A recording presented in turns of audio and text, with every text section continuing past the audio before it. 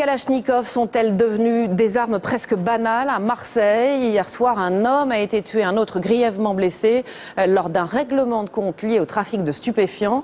C'est la troisième fois en une semaine que ces armes de guerre sont utilisées dans la cité phocéenne.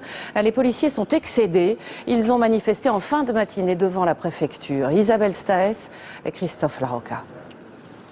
L'homme qui était visé dans ce snack n'avait aucune chance d'échapper aux tireurs. Une trentaine d'impacts de balles, des projectiles d'armes de guerre d'une extrême puissance. Il est 23 h hier dans ce quartier au nord de Marseille lorsqu'un homme cagoulé fait irruption dans l'établissement armé d'une Kalachnikov. Un complice l'attend dehors, quelques clients sont attablés, il fait feu, tuant un homme de 42 ans et blessant grièvement un employé. Les deux victimes sont connues des services de police, mais pas fichées au grand banditisme. Le contexte qui est le nôtre aujourd'hui, un collègue entre la vie et la mort, deux braquages successifs avec des interventions des forces de l'ordre. Celui-là est beaucoup plus anecdotique, mais malgré tout, c'est vrai qu'il tombe dans un contexte qui fait que on parle encore une fois de cette Kalachnikov et de Marseille.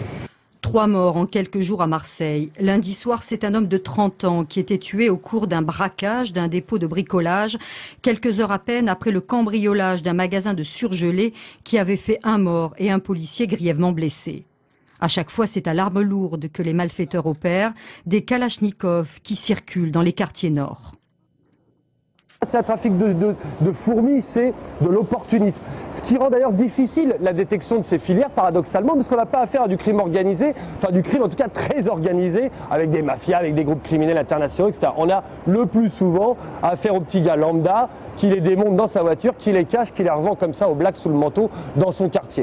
Ce matin, les policiers des Bouches-du-Rhône se sont rassemblés devant la préfecture en soutien à leurs collègues grièvement blessés lundi.